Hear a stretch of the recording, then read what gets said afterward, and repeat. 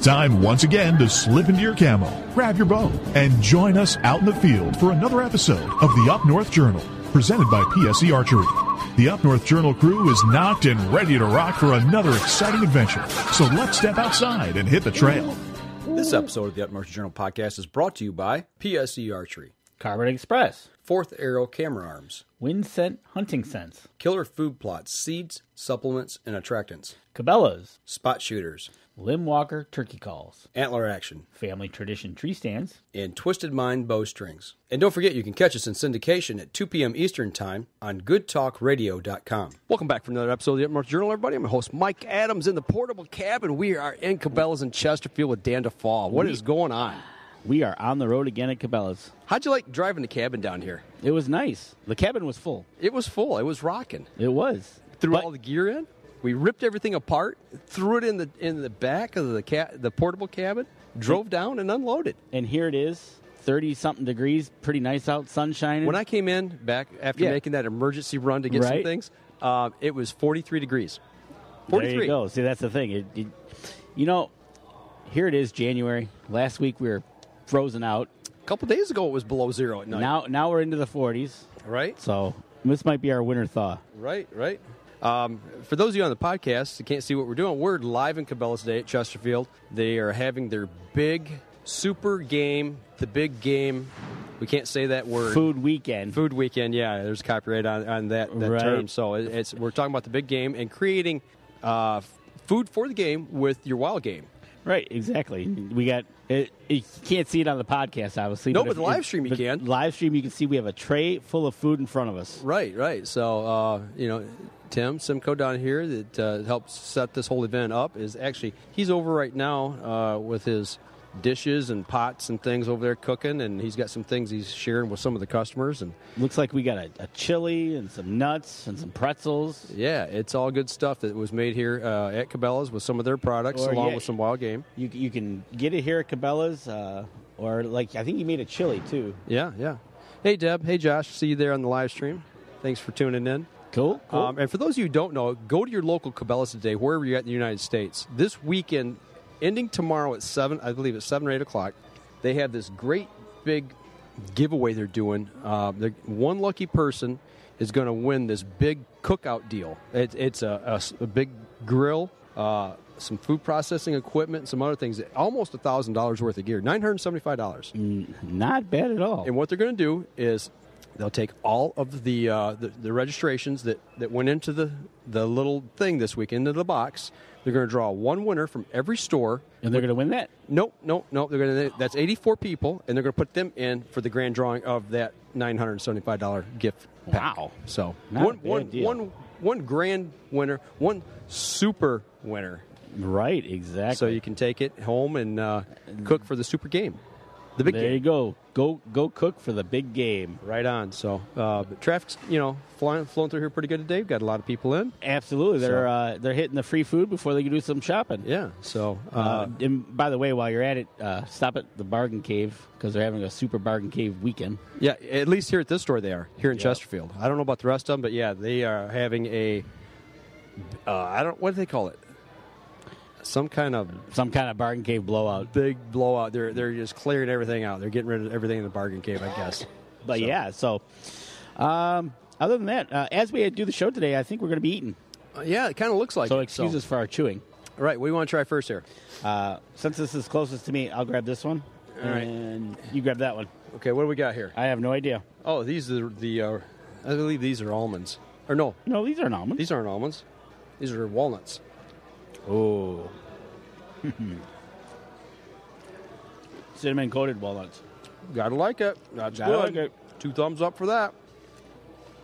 We got to get Tim over here and talk about some of the stuff that he's made. And look how busy he is. I know it. There's a line over there of people getting food. So right. You know what? I like these because we can save these and put bait in them. Either food or bait. Thinking about bait. Don't confuse it with food, though. You could in a pinch. So, but, we just got back from ATA. We did get back from ATA. We talked last week about it. Mm-hmm. We talked a little. We didn't talk anything about the after-hours stuff. No, there were some other things going on there that we actually didn't get a chance to talk about. We just flat out ran out of time last week. Right, because we had that interview. Right? So we got there on Wednesday, and we had to go to the Outtech party. Speaking of eating, like we are here today, I see a running theme here. Yeah, it's going to be a running theme about that. Everywhere we go, there seems to be food. Right, exactly. You know, and the Outtech party provided drink and food, and we went and had some new product there as well to take a look at. It is kind of like a show for dealers to go in. They put on some drink and food. Well, Outtech is an advertising company right. that covers a couple different manufacturers, and so they invite them all in, and basically they got all the new products set up, and then you go visit the new products, seeing what's happened. Right. Ralph and Vicky were there. Yep. Jim Beasley was there. Yeah, I got to hang out with Jim and BB there for a few. You know, the pro shop that we frequent, Spot Shooter Archery. Right. So. And Paul Penix.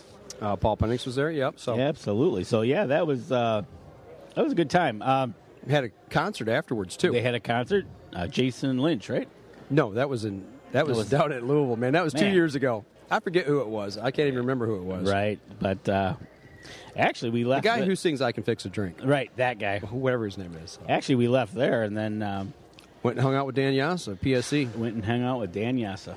So that was a good night, and we talked about that last week. We talked about that last week. Look at the ramp that they brought through the hotel, bringing boxes of bows through. I mean, right out of the box. Right. So that was pretty cool. We got to see the one and only. Right. So. And then the next, we finished up there. We had our Thursday. We live streamed walking in the door. Yep. And then we did our thing Thursday. But then Thursday night, Hudalla. Mm-hmm. Which is another group. And we had dinner. Food. Again. Yes. Good dinner, I might add. It was a good dinner. Absolutely. And there was a special guest there. But you didn't want your picture made with him. No, I did not want my picture with Sasquatch. I don't know why. You were so tempted. You really want me to get a picture with him? Yeah, no. I was going to have him hold you up, and hold you up over his head and take a picture. Yeah, I know. How come I'm the guinea pig with? I don't know. I pictures? want to see you mess with Sasquatch.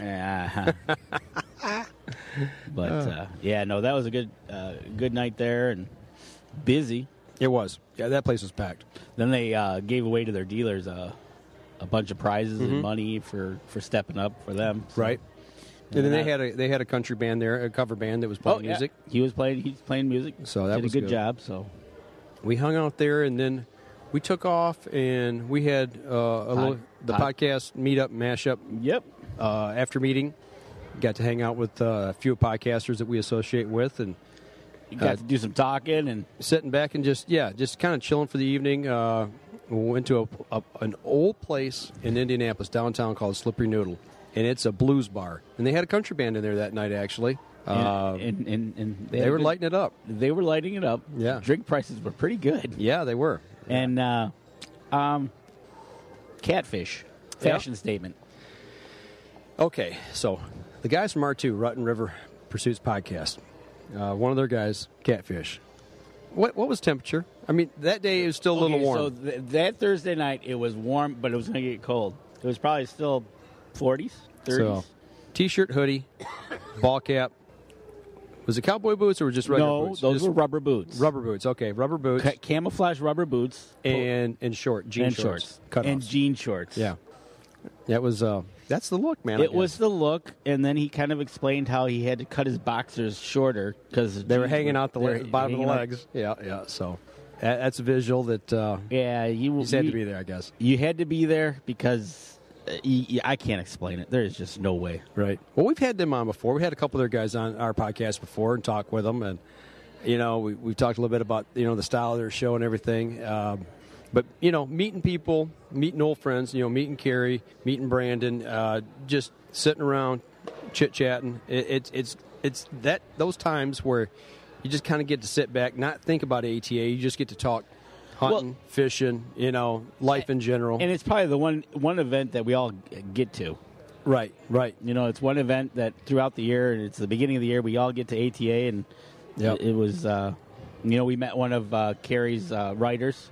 Right, yeah. The guy who does the gun blog and tactical shooting. Right. Him and I hit it off really well. We were talking guns all night. Yes, he was, because he was ex-military. Yeah, and he got to shoot some cool stuff. Really cool stuff. So I'm just sitting there hanging with bated breath going, man, it's just, I was eating that stuff up. It was really good. Exactly. It was pretty cool. But it was just a laid-back, have a couple drinks and talk. Kind of like here at the cabin, just the campfire type setting, Ian was there.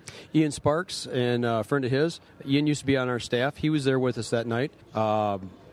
And I can't remember who he's with now. He was with Whitetail Properties, and now he's rocking on something else. Yeah, he's doing something else. Josh Hagerman was there with his guys from Fever Outdoors. They hung out for a little while with us. So what are you grabbing for snacks over there?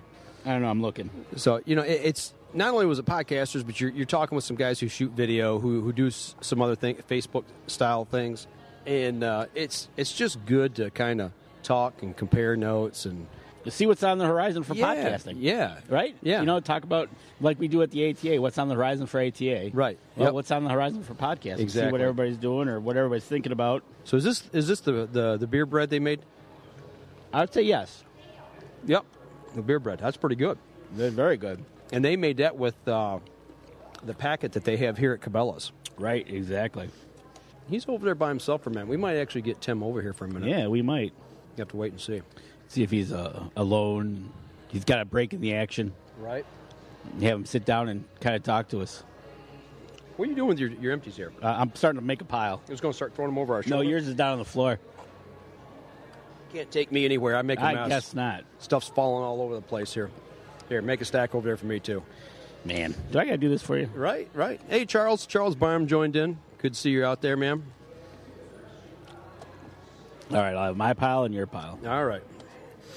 But no, it was just a really good, casual, laid-back night to where you can meet with friends and chit-chat and talk. Kind of, like I said, kind of like what we do here at the Up North Journal, sitting back, campfire style. You just catching up on stuff. It's really cool, Absolutely. So, it was fun catching up. And that was Thursday night. We didn't even get to Friday night yet. No, not even at all. So, but it was a good time. And actually, there's a live stream. I thought the live stream locked up for just a second. It's doing that every once in a while. It scared me for just a minute. Yeah. So, yeah, we're actually broadcasting over my phone. If you can see right here, it's laying on the table. We had a little problem with internet connections, and we had to actually take and use the phone as a hotspot. The phone is a hotspot. Yeah, so. But we made everything work. It's all working pretty good. I tell you what, though, we're bumping up here on our first break for the podcast. So why don't we step out? You want to step outside? We're in Cabela's. What do we do? How do we take a break? We just take a break. All right. We're going to take a break. We'll be right back after this. PSE Archery has always dominated the speed category. Now, the most revolutionary cam system ever to hit the market has perfected the shooting experience.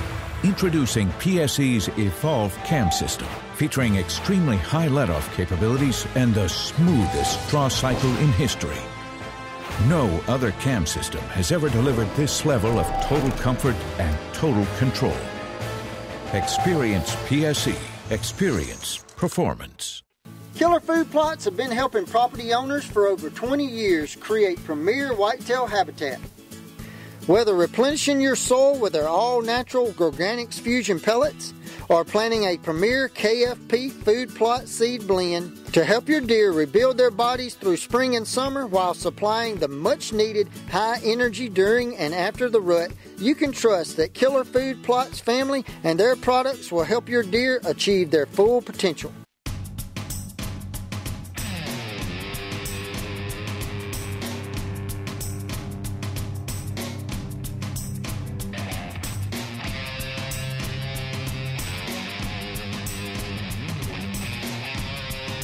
Welcome back, everybody. Second segment of the show. Still here at Cabela's. Second segment of the show that we're live from the Cabela's here in Chesterfield for their Superfood Weekend for the Super Game. Okay, so what do we got here, Dan? Okay, so this looks like little weenies and barbecue sauce. Okay, so this is like what, smoky sticks? This is kind of the... Now, you made some smoky sticks, didn't you, this year? I did. With your venison? I did. And you know what? I just pulled some more out. I have to admit, they came out awesome. Yeah? I'm not going to lie. You brought some more to the house. Yep. They weren't real spicy, but no, it was just the first batch. It was. I just wanted to do a mild batch because I'd never done it before. So I went with mild. These are mild in a barbecue sauce and good. Now, I wonder what kind of meat this is. It's we're the guinea pig taste testers here. I don't know. He just shoved a plate or a tray of food in front of us. He did. He said here. So that was good. My venison sticks came out good. I'm quite happy with it. I'm going to get some more, but I'm going to start now messing with temperatures. Going to flame it up a little bit. A little bit. So now, since we're talking about food here, we're talking about the stuff that you made. What's in the cups? Charles Byram says. All kinds of food. Taste test tray. You are absolutely right, Charles. Yep, it's our taste test tray. So we're getting questions in on the live stream right now. Yep, and we were given a tray of food to try. Cabela's is doing a cooking demonstration today with Wildgame food for the big game. That's what we got to say, the big game. But that's what they're doing here. They're having or showing people what they can do with their Wildgame and make food for their big, super fun day, big game party. Yep, exactly. Okay, so and that's kind of the deal here. We would try a cinnamon coated walnut beer bread. Yep. We just had little weenies and barbecue sauce. Yeah. So we're working our way through the tray here. We are working the whole mission is to end the tray by the end of the show. Okay. I wonder if we can go back for seconds.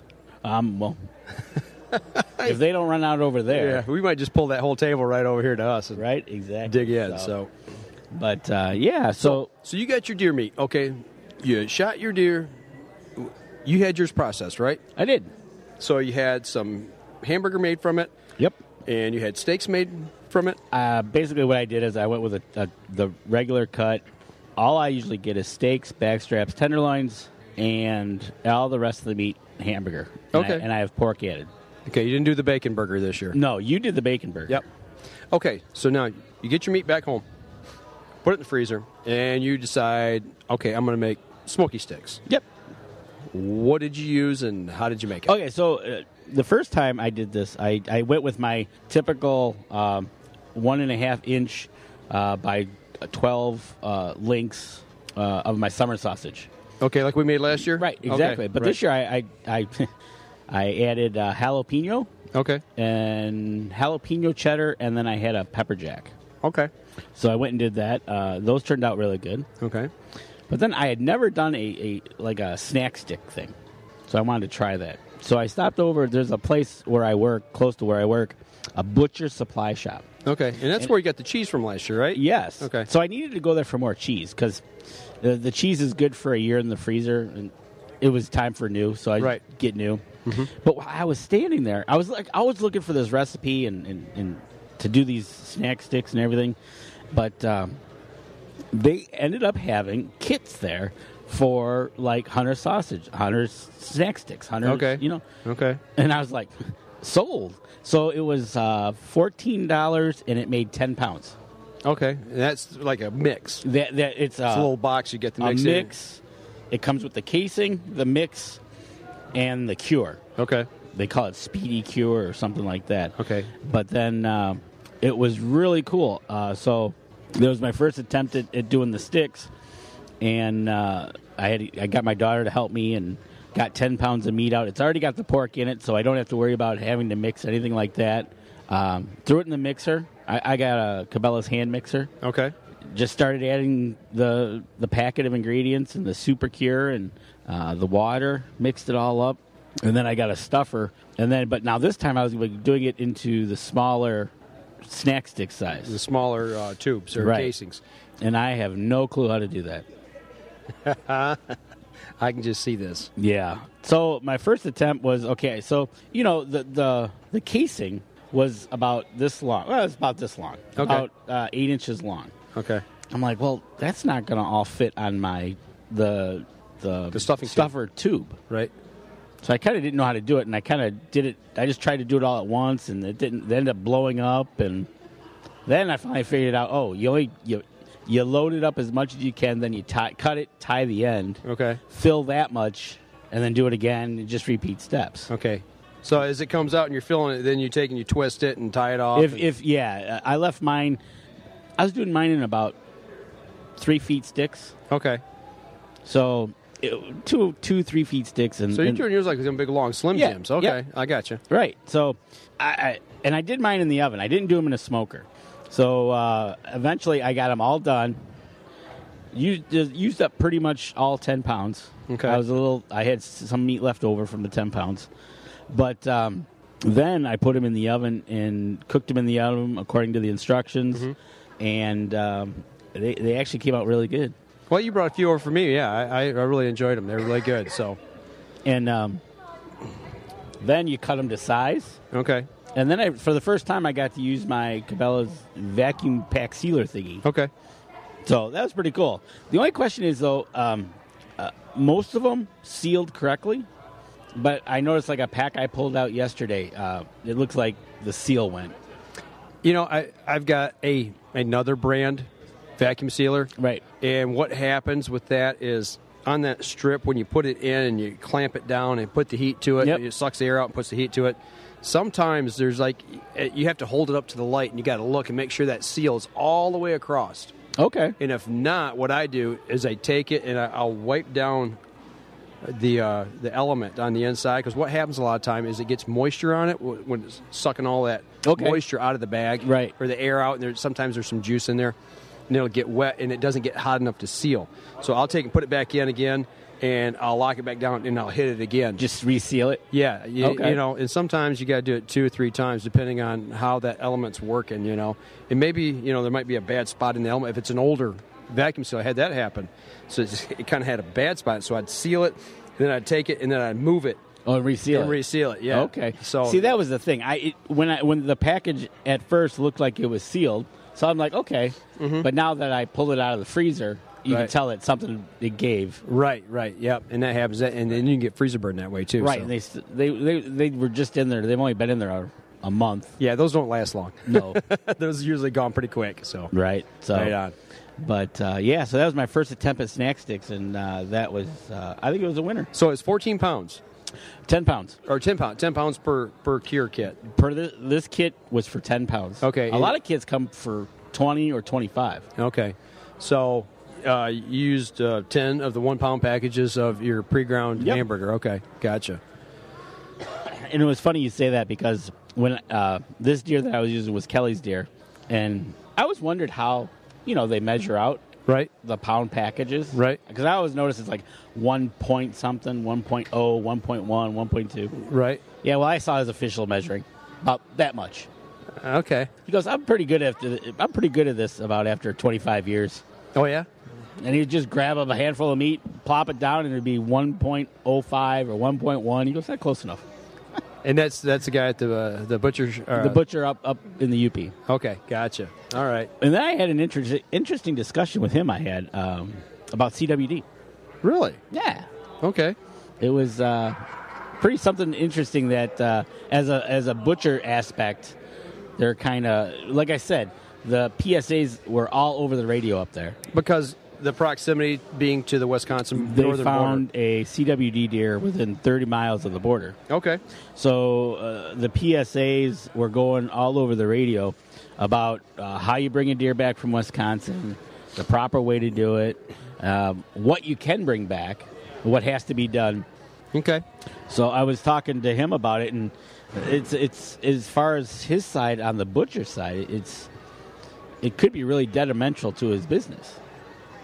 Okay. Yeah, and I'm kind of listening to him talk, and it's just the fact of CWD. Either they're going to get rid of all the deer, right, like they're trying to do down here, right? Right. In that zone, they're just trying to eliminate them, right? Or they have to bring it back deboned. Or you got to bring it deboned. And if it's deboned, that means nobody's bringing it to him to butcher. Right, exactly. Because it's already deboned and cut up, pretty much. All you got to do is make steaks or whatever you're going to do with it and freeze it. And then you're done. So it's kind of taken away from his business, and it could potentially take away from his business because he's also looking to get out of the business. He's getting close to retirement. So he's looking at retail selling value. Okay. Right now he probably could get a decent money for his business. But if this happens... Yeah, we know what's going to happen. Right. It's like, okay. So I would not be surprised if within a year he does pull the trigger. Because right now he used to have the butcher shop, and he also had the delicatessen. Okay. Well, he ended up selling that off and just keeping that for like side money. Okay.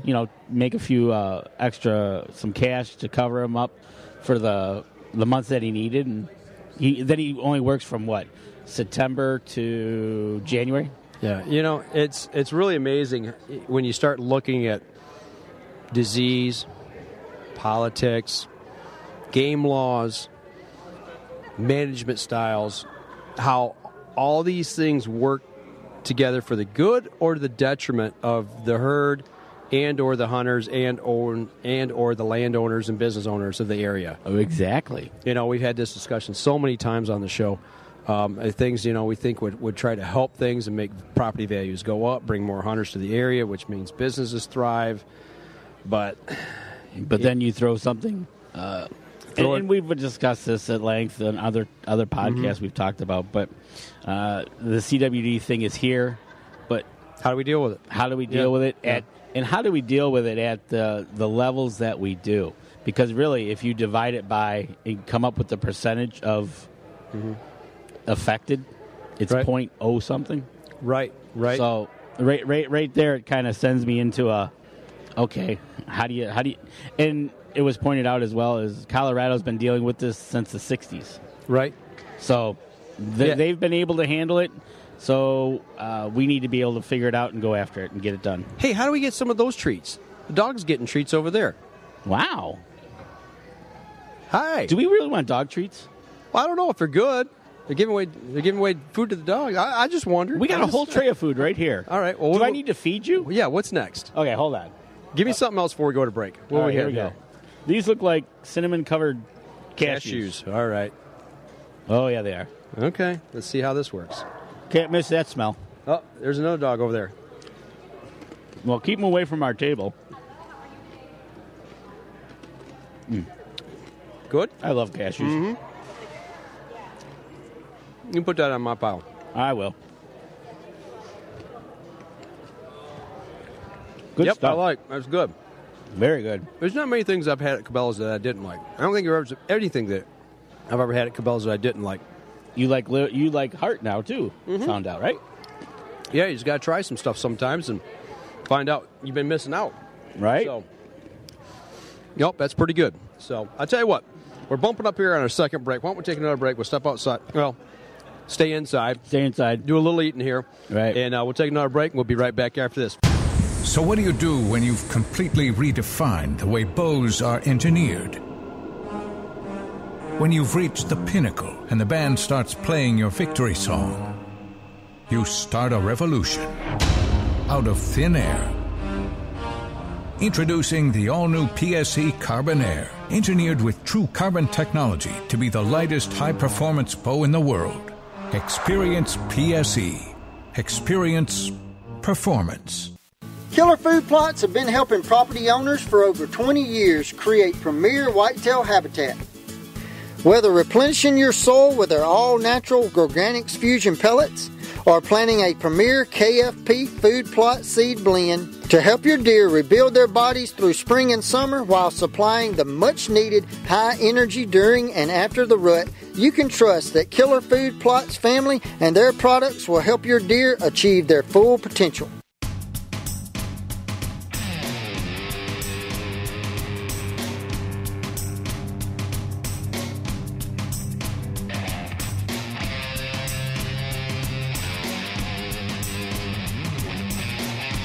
You okay there? Yeah.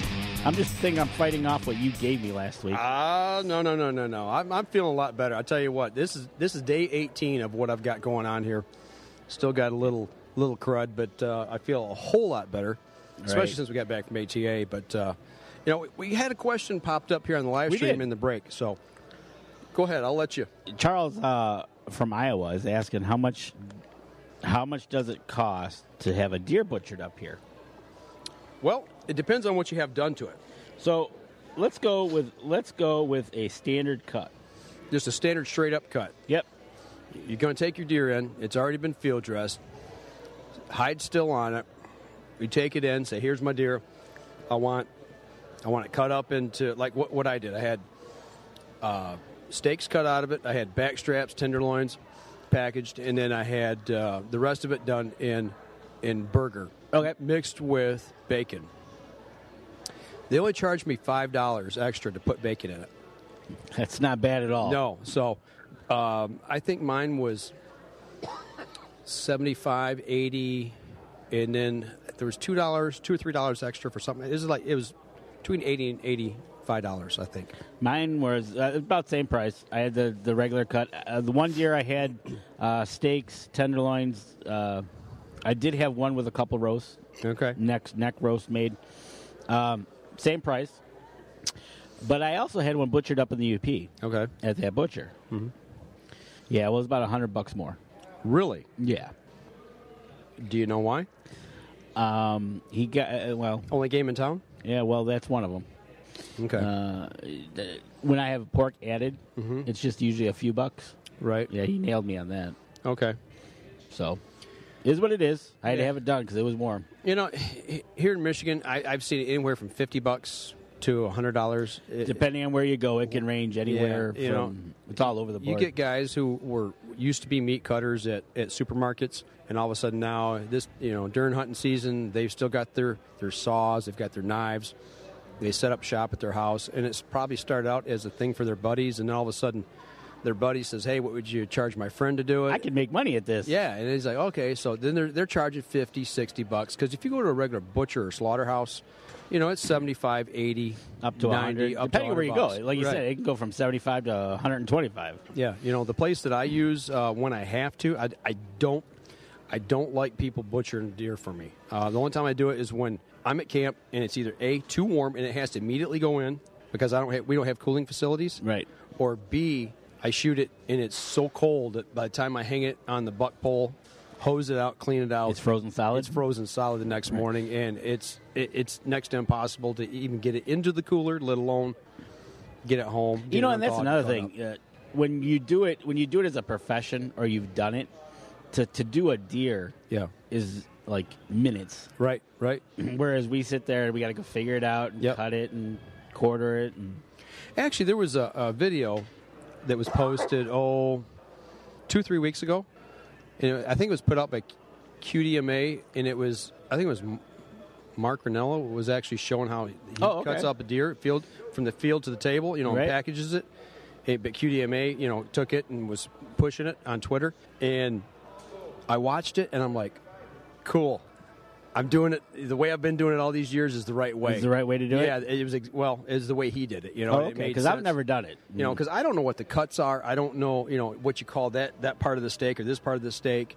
I do make some cuts on one, and I said, man, that looks like a New York strip that I bought in the store. And it's like, yep, that's the strip. You were in the right cut area. Yeah. So, is basically taking the hindquarters, cutting the muscle groups out, and then taking those muscle groups and cutting them into steaks. And that's kind of the way I've done it, and I've been self-taught. My dad taught me a little bit, when I was younger. We would process our own deer. Okay. And, I'm like, well, what are you doing, Dad? Oh, I just do this, Right. And it's like, well, why? Well, it's the only way I know because this is the way I do it. Yeah, it's easy, those adult instructions. Right, there's no rhyme or reason. We just do it this way, so. Right, exactly. No explanation. And that's kind of the way I took it on. No explanation. That's a good way to put it. Yeah, so you just do it this way. Why? Right. Because I said so. Standard answer. Why? Right, because I said so. So. But yeah, as far as prices, and it can range anywhere up here. It can range anywhere depending on where you go, from 75 to 150 or more, depending on where, what, how, and who. Right. So, I guess to answer your question, Charles, if you're in Michigan, $50 to $100. Right. Less than $100 for a standard cut. Yeah. Nothing special. When you start throwing in summer sausage or specialty stuff, then they're going to start kicking it up by the pound. Hunter sticks. 5 pounds or whatever, 10 pounds. Right. They're going to start getting for you that, and it can run your bill up pretty quick. Now, let me ask you this. Did the UP butcher, where you had your deer cut up, that cost you extra money, was it vacuum sealed? You want to pay extra? Are you kidding me? Nope. Where I go, it's all wrapped and vacuum sealed. I know. And labeled. I mean, it's awesome. They do a great job. And if anybody in the area here in mid-Michigan want to know where that's at, just IM us. Yep. Yeah, shoot us a private message, and we'll get you the information. It's about $100 down here. So it's about the going price. Okay. All right. But, yeah, that was going to be extra. And I tell you what, I wasn't going to pay that. So then did you bring that home and then take it and package it and vacuum seal it and freeze it? So my thought is that I'm going to, because it's in freezer paper now. Okay. My thought is that I'm going to go back now and vacuum seal it. In that paper? Yeah. Okay, I got you. Just so it doesn't get freezer burnt. Right. Okay. Or try to use it up. Well, that's always a good thing, too. Right. I'm due to make another batch of 100 sticks here, so okay. I want to pick up some more on my way around. And like I said, I want to start messing with the temperatures. Maybe we need to go back to the food processing center back here and see what they've got. Oh, I'm sure I'll make a stop there today. You know, we did a video last year when we made the bigger sticks. Maybe we need to do something this year. We try can to make do a bunch of videos. Yeah. We can do. I've got 17 pounds of hamburger. I got to do something with it. So is that what you ended up getting? 17 pounds. 17 pounds out of mine. Okay. Yeah. But we can do it in the oven. You got a smoker. We can do it in the smoker. Got the Cabela smoker. There's a couple of dishes that we want to do with venison stroganoff. Your wife's going to do that, right? Yeah, right. Is she going to get on camera? I think I'm going to have a little birdie in my ear. Maybe we'll get one of those little things in my ear. Okay. And she'll tell me how to do it. Kind of like the law enforcement have the little earbuds. Yeah, that thing. They talk in your ear. Right, Okay, exactly. All right. She'll be a little off mic telling me what to do. Right. Well, man, they're lining up again over there. I hope he's got enough food for everybody. Well, we got our tray here, so we're good. You know, a couple people have actually come by and saw the tray sitting here and kind of looked, and then they looked at us and was like, no, that's ours. Don't touch it. I'll bite. I thought that one guy was going to come over the top for it. Yeah. What we got here? I don't know. I'm looking. Got to have something else here. That looks This like... looks like jerky. Jerky, yes. This is some of the jerky he made. All right. Okay, so this is another thing I want to talk about food. Jerky. Now, this is made... It looks like this is made with the... Jerky gun. Jerky gun. Mm-hmm. My dad actually got one of those. He hasn't told me how it worked yet.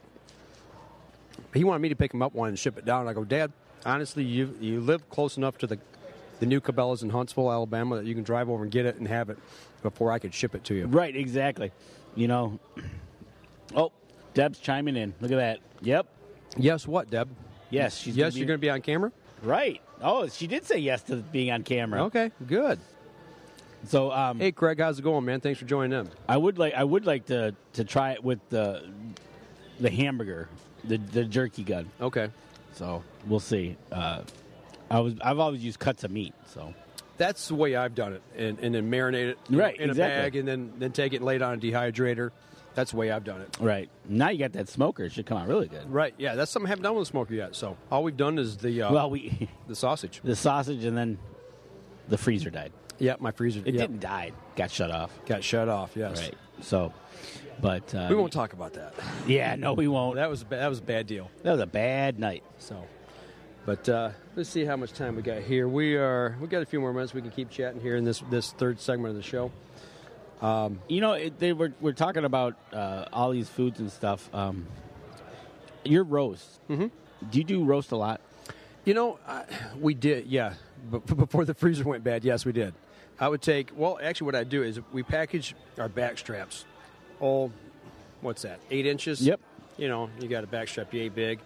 We'd take that, one, maybe 2 of them, and I'd put them in those, it's not a cast iron, but it's that porcelain type black and white pan. Okay. With a lid on it. You put it in the oven, it's like almost like kind of like a Dutch oven. Roaster oven. Yeah. I'd take that and we'd marinate the meat overnight in a bag, kind of like we do with the jerky. Jerkies, yep.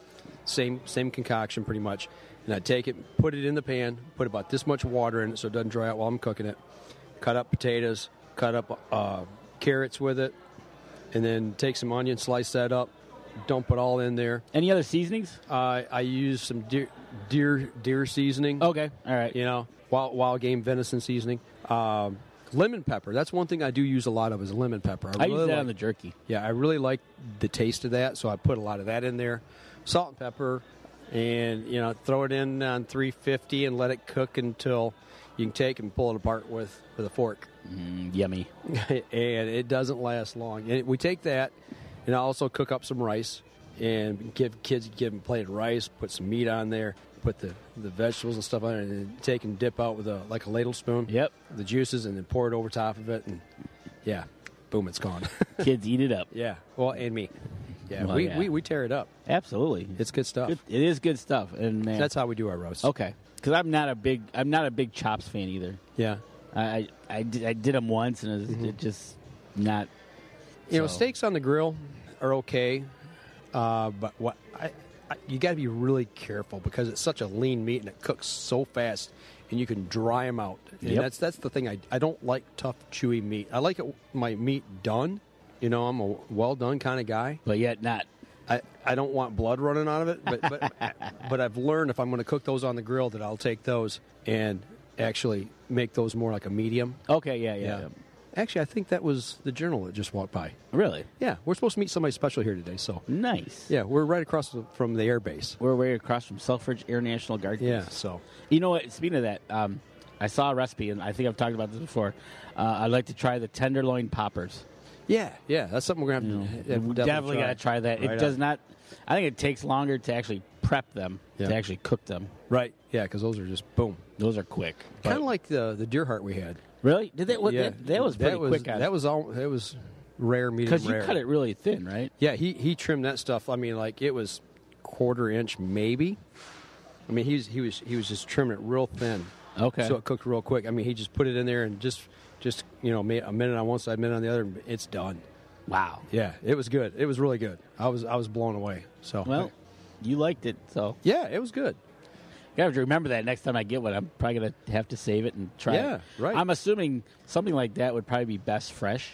Yeah, and that's probably the biggest thing is getting the blood out of it, wash it, preparing it, having it fresh. Kind of like having back straps fresh on the grill after a hunt. Man, I could definitely see that with with some garlic pepper and right on. Like you said, lemon pepper. Yeah, right on. That could be good all over the place. So absolutely. I'll tell you what, we're bumping up here on our last break. Why don't we take that and we'll come back. We'll wrap things up. We'll continue the live stream after this for a little while and see what's going on with you guys. So we're gonna grab a little more food here that we got on the tray and see what we can finish up, and we'll be right back after this. I shoot PSE because I like one pin to 40 yards. I shoot PSE for the perfect combination of feel and performance. I shoot PSE because you can shoot lighter poundage and increase arrow speed. I shoot PSE for the fastest bows on the planet. I shoot PSE because my livelihood depends on my bow. I shoot PSE because better engineering makes a better bow. I shoot PSE. I shoot PSE. I shoot PSE. I shoot PSE. Experience PSE. Experience performance. Killer Food Plots have been helping property owners for over 20 years create premier whitetail habitat. Whether replenishing your soil with their all-natural Organics Fusion pellets or planting a premier KFP food plot seed blend to help your deer rebuild their bodies through spring and summer while supplying the much-needed high energy during and after the rut, you can trust that Killer Food Plots family and their products will help your deer achieve their full potential.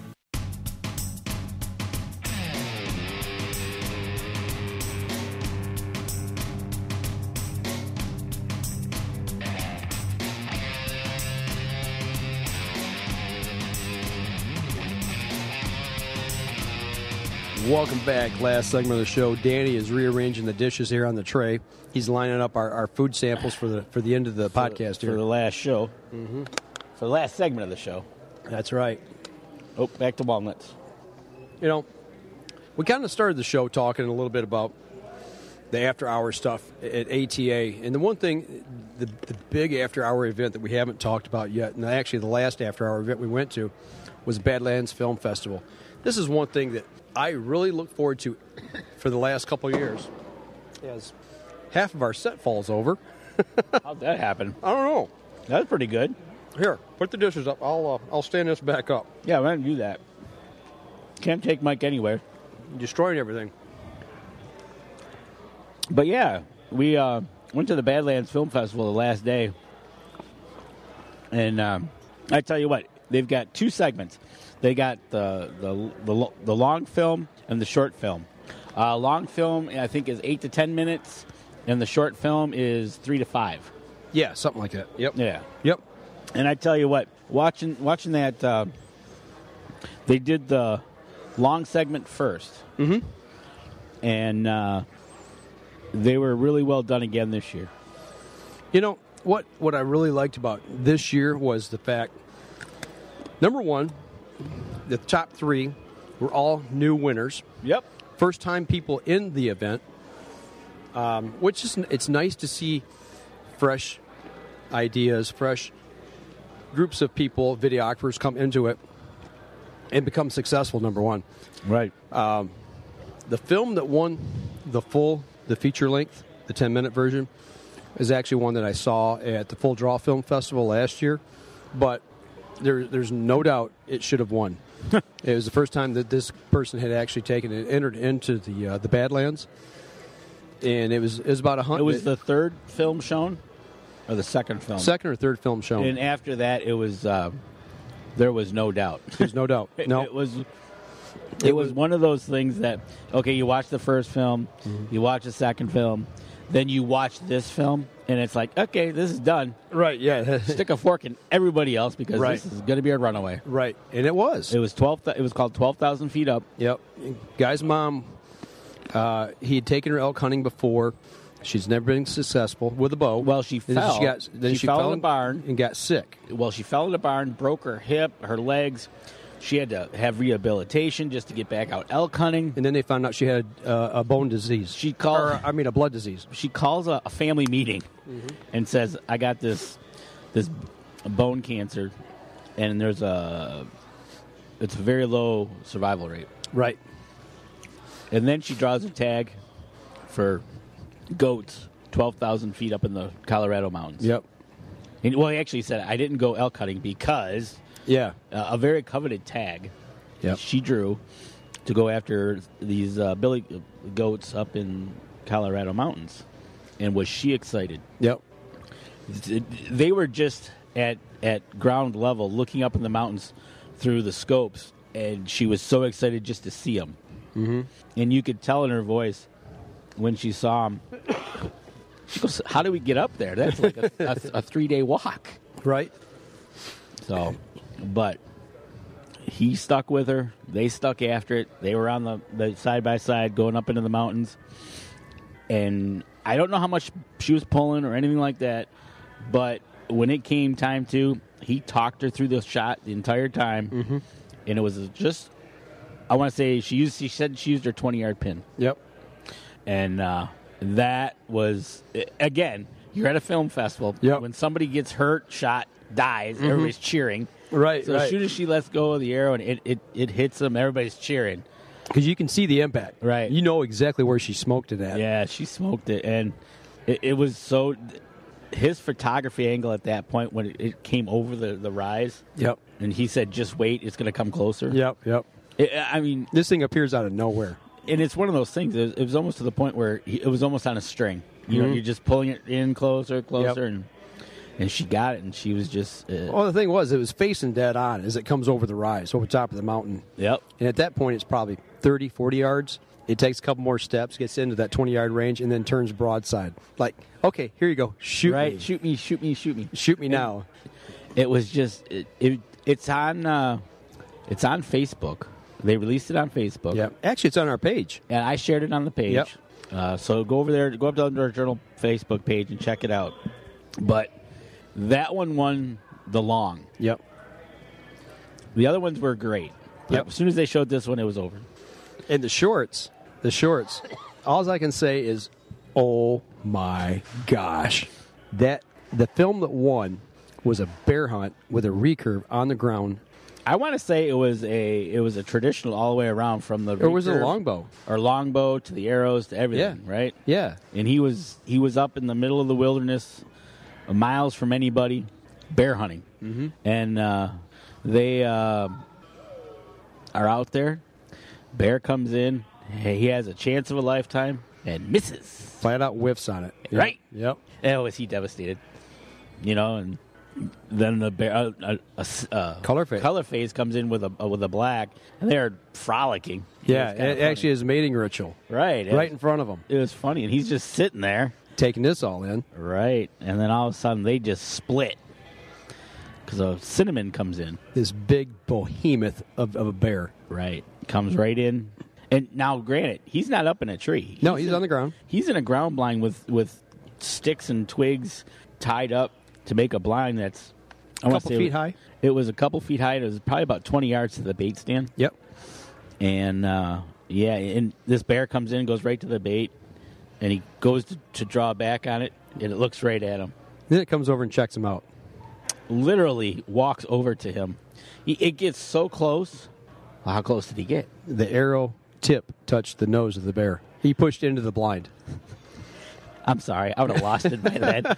I don't see. And this bear is probably, what, 400-500 pounds? It's huge. It's not huge. A small bear. Yeah, it's a huge bear. It may even been bigger than that. It may have been 6. It pushed into the blind. He hits, and this is all on video, folks. Yep. So you can't dispute what's going on here. Right. He touches it in the nose, and then it kind of does the quartering away shot, and he's able to shoot once then. Yep. And then it goes to the bait again, and he's able to shoot it again. Yeah, he hit it as it was leaving at probably 5 yards, and it scampered over near the bait. He gets another arrow knocked, and then hits it again. Right. And I tell you what, I don't know if he had a gun backup or not. I don't know, but he kept his composure. Oh, then he lost it after he shot it. Right. But that was incredible film footage for and you almost wish that had been a feature-length film, and he had expanded on that hunt, to see 10 minutes of it instead of the 3, 4, or 5 minutes of it. Right, exactly, and that's the thing. It was just one of those. It was a more smoky treats. Yeah, more treats. We're almost done here. We're almost done. About polished this whole thing off. Yeah, well, somebody's got to do it, right? But that film was just incredible. So, and there's nothing like being in a theater with 400, 500, 600 people, and every time something gets shot, the whole crowd just erupts, in this big cheer. Right? A big cheer for hitting the black bear, for shooting the deer. The close second in the long film was when the family got their young son to shoot a buck. Shot his first buck down in, I think it was Texas. And the crowd went crazy then. Mm-hmm. He shoots his buck and it drops. This beautiful buck. I mean, dropped it right in its tracks. Right, and the crowd went crazy. That brought a tear to my eye because it took me back to when my kids killed their first deer. And that's another thing, hunters and memories, right? Mm-hmm. Something will trigger a memory that goes back to whenever. Yeah. You can find a place and time that it reminds you of.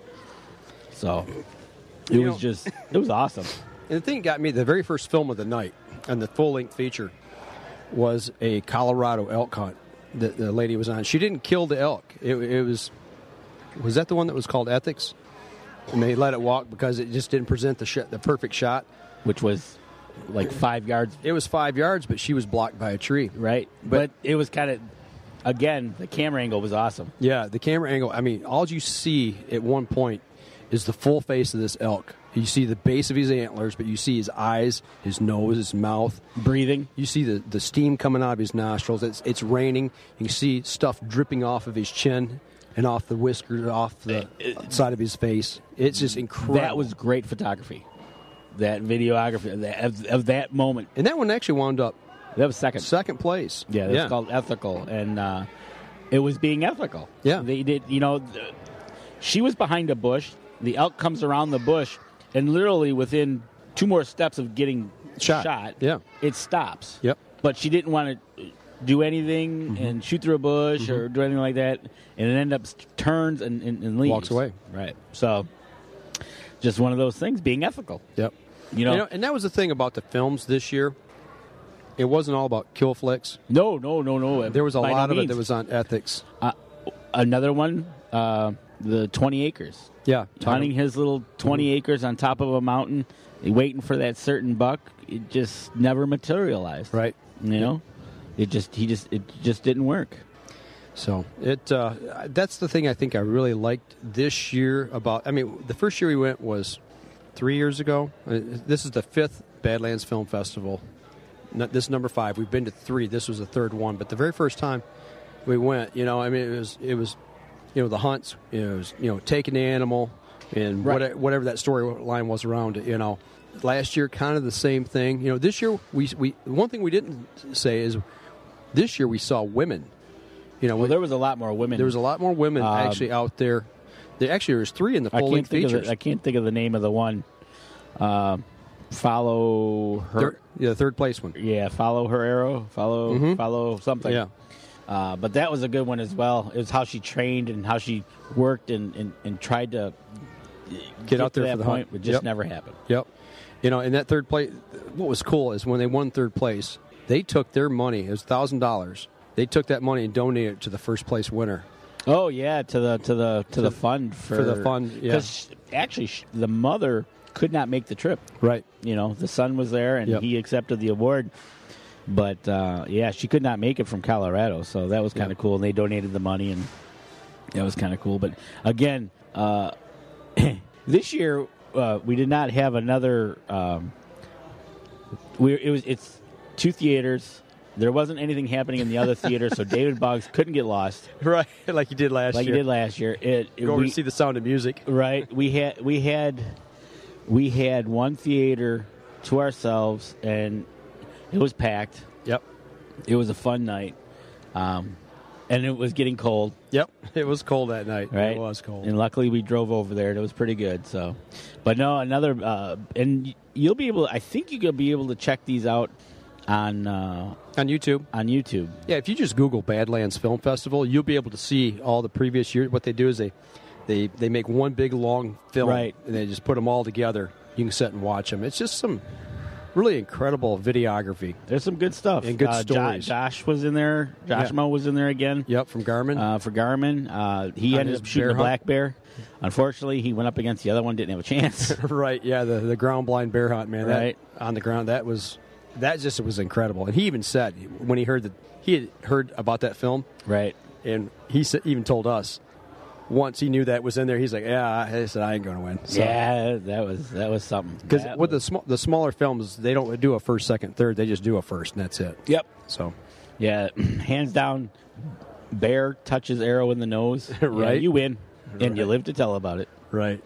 So, but if you ever get a chance to go to Badlands Film Festival, it's definitely worth taking the time out of one evening of the ATA and actually going to that and partaking in it. And not to mention the nice little swag bag they give away. Oh, well, of course. The swag bag is always good. Lots of little goodies in there. So. We got a K2 cooler cup. Yeah. Tumbler. G5 provided a peep sight. Oh, a Badlands sticky thing of their logo. The emblem, yep. The emblem. But I love cashews. More nuts here for dessert. Right? So. We're getting close to the end of the show, Danny. We got more food here. We're going to need to eat up. We're working on it. I'm trying to talk and chew at the same time. But it's a good day to be outside, though. You know what? I think that's what you're going to see here later on today at the store this afternoon. I think people are going to be getting outside. Probably see a little lull in the traffic. I think so. And then this evening it might pick back up right before dinner. Well, speaking of this evening, we're heading over to the winter benefit for kids banquet. Right. We'll be talking about that next week. We'll talk about that next week. That's always a good time over there, helping these kids that have life-altering disabilities or sicknesses, and making sure that they get a chance to get into the outdoors and take a hunt or a fishing trip or an outdoor adventure, to get them out for a wish. It's always a good time over there. Usually a lot of tears. You never leave with a dry eye. No, you don't. So, all right, man. We're going to finish this food up here before we wrap up the show. We're finishing it up, and then we'll. All right, we'll be out of here. But keep eating all this food here. We're not going to want to have dinner tonight. This is tiding us over because we didn't get lunch. Right.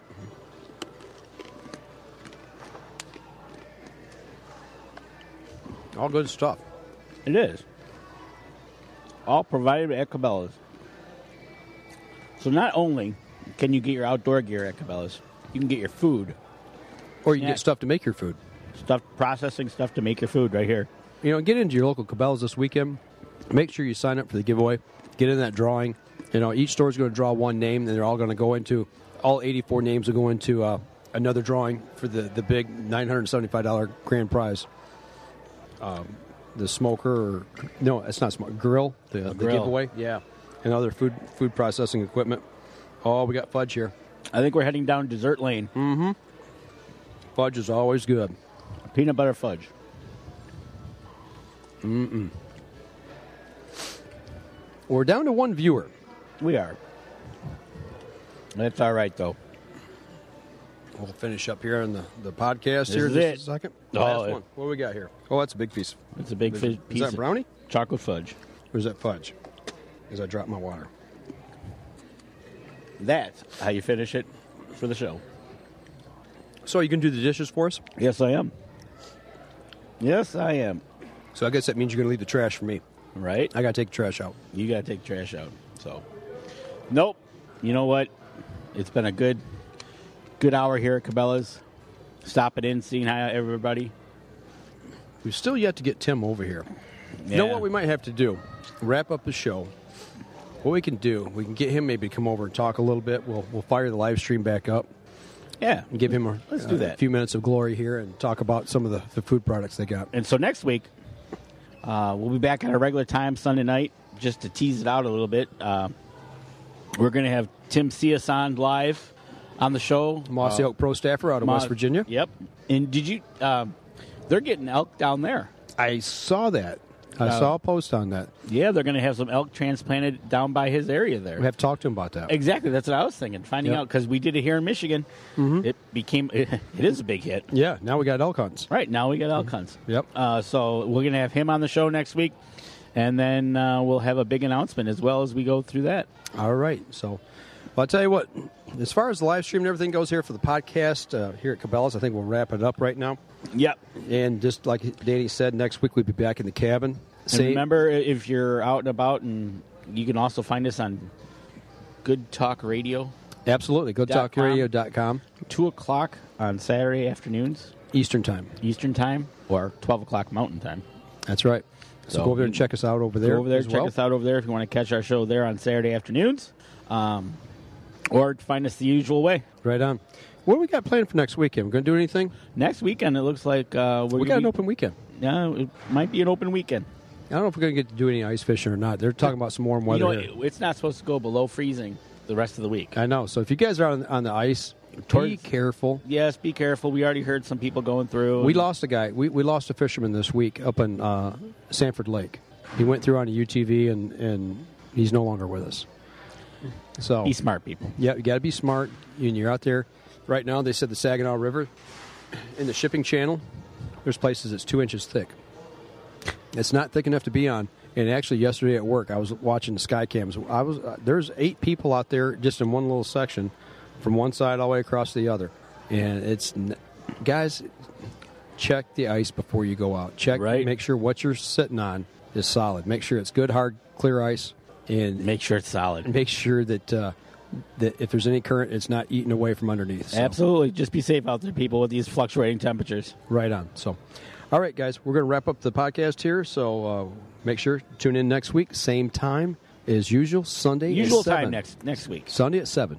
That'll do it for us this week, folks. As we always say at the Up North Journal, if you're out in the water or in the woods, be safe and shoot straight. Until next week on the Up North Journal. This episode was brought to you by PSE Archery, Carbon Express, Fourth Arrow Camera Arms, Wind Scent Hunting Sense, Killer Food Plots, Seeds, Supplements, and Attractants, Cabela's, Spot Shooters, Limb Walker Turkey Calls, Antler Action, Family Tradition Tree Stands, and Twisted Mind Bowstrings. Thanks for listening, and join us again here next week. Until then, remember, as we always like to say, if you're out on the water or in the woods, shoot straight and be safe. Until next week on the Up North Journal.